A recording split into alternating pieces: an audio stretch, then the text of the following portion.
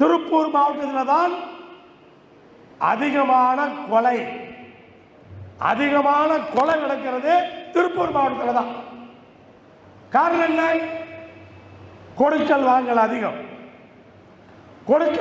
அதிகம், வெளியூருக்காரங்க அதிகம். எந்த மாவட்டத்தில் இப்படி கிடையாது. அதிகமான வெளியூருக்காரங்க வாழ்ற மாவட்டம் சொன்னா அது திருப்பூர் தான். அடையாளம் தெரியாது. அப்படிப்பட்ட சூழல்ல திருப்பூரை பாதுகாக்க வேண்டிய அந்த அவசியம் அரசாங்கத்துக்கு இருக்கிறது.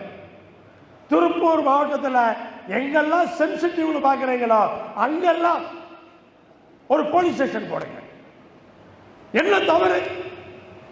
எவ்வளவு செலவாயிரும்?